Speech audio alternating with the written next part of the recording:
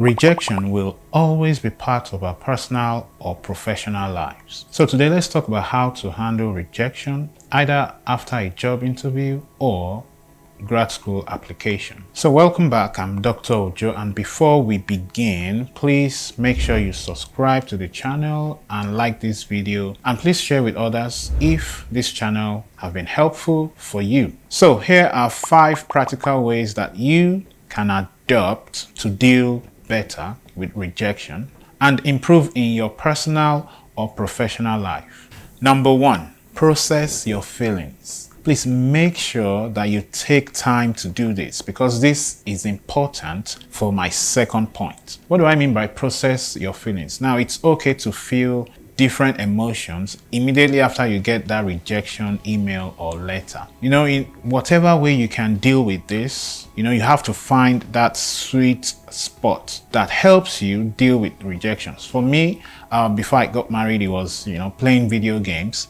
And, like I said, rejection is normal, a normal part of life, except you are not trying to grow or get to the next level in your personal or professional life. So it's always going to be there. So you have to find a way to deal with those emotions by doing things that you think are fun for you. So it is important to process your emotions, find something fun to do after you get that rejection, but don't dwell on this process for so long. Now, the second thing you should do after you get that rejection email or letter is to immediately ask for feedback. So I would recommend that maybe wait for about a day or 2 before you ask for this feedback, because you don't want your emotions to show in that email. You want to be as professional as you can get when you request for this feedback. So if you don't process your emotions in my first point, it may show in this request for feedback and it will overshadow the whole point of this request.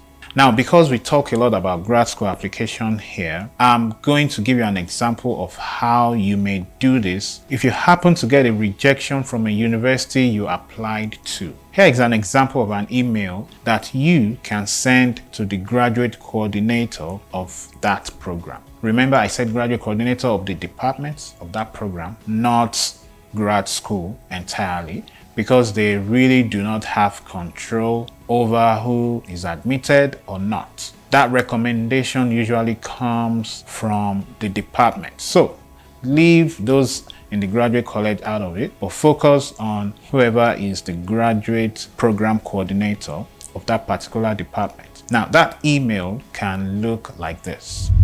Dear Dr. Jones, I want to thank the department for the time it took to consider my application. I was dejected to learn of my rejection, but I understand that admission decisions are always competitive. I would be highly grateful if you could provide me with any feedback on my application. Understanding my strengths and weaknesses in the application process would be invaluable as I consider future opportunities. Thank you for your time and consideration. Sincerely, put your first name and last name so they can remember and try to search for your application. Now, that was a sample email you can send after you get a rejection. And if you're watching this video after a rejection from a job interview or a job application process, you can edit this email to fit your own purpose. Okay? Now, you must know that it is possible you would not get any reply from this email, but in many cases, you are likely to get a reply because not a lot of people would ask for this kind of feedback. But there is a chance that you won't get any reply,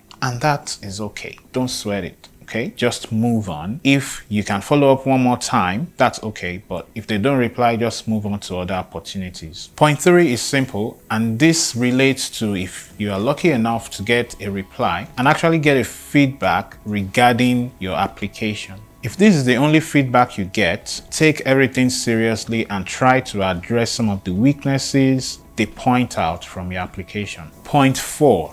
This surrounds the question, should I reapply to this particular program or to this opportunity next time or in the next cycle? And my answer to that is yes. Always, my answer to that is yes.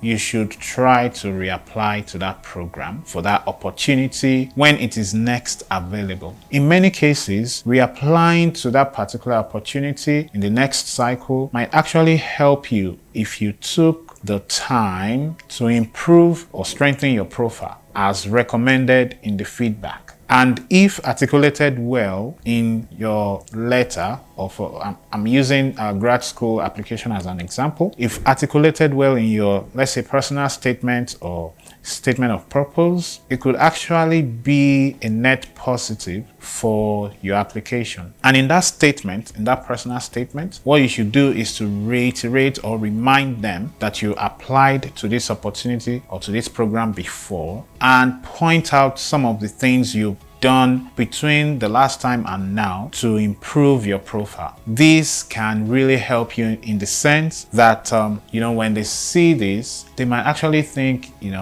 this particular candidate really wants to learn and train under us. That's probably why you reapplied, because many people will not reapply to where they were once rejected. I would attribute that sometimes to insecurity about not wanting to get rejected the second time. And there are no assurances that you will get admitted or approved this time around, but at least it could really help if you know how to articulate that very well in your personal statement. And it could help buttress your points as regards when you are trying to answer the common question around why you want to study in this particular department or this university, why this university. If you articulate that very well, if you explain why very well, you can reiterate that this second time, that I really, really like this program because of XYZ points, right? And because of that, I'm reapplying because I feel like this is the optimal place where I can develop as a scientist or as, whatever you hope to get in that particular program. So the fact that you reapplied and improved your profile can actually help you to strengthen your application in many cases. So I encourage you to try that. But remember, this could only work if you took the time to address the potential weaknesses that you got in the feedback that was given at the previous cycle. And now to my last point. I know on this channel and usually on social media, people only share their successes. Life is not only about successes. There are a lot of failures and rejections along the way. So my advice essentially is to have this notion, this mentality that nothing in life is assured, and whenever you get the opportunity to do something, you just have to try your best to do it well. So know that nothing is assured, and when you apply for something, there is a high chance that you will be rejected. And importantly, know that a rejection at this point in time may be a way that the world is telling you that there is a better fit for you somewhere else, because you might just be solely focused on this position, but there might actually be a better fit for you somewhere else. So as you get rejected, focus on other opportunities, try to improve your profile, polish your strategies on how to strengthen your profile so that you may become more competitive next time when you apply for this particular opportunity. And if you do this, if you have this mentality and you keep improving, regardless of how perfect you think your profile is right now, I promise you that eventually you are going to achieve that particular goal. I'm Dr. Ojo. That's all I have for you. If there are other ways you are found in dealing with rejection, please put it in the comment section. Let us all learn how you have dealt with rejection in the past. And don't forget to subscribe to this channel, like, and share with colleagues that might be facing certain rejections, difficult rejections in their life. More importantly, let us keep encouraging each other and keep sharing opportunities with each other. And I hope we all achieve our goals in the end. Don't forget to follow us on social media at Bestman Academy, and also on my personal Twitter and Instagram account. I think I use Dr. Jide Ojo on Twitter and Bestman Ojo on Instagram. That's all I have. I'll see you in the next video. Peace.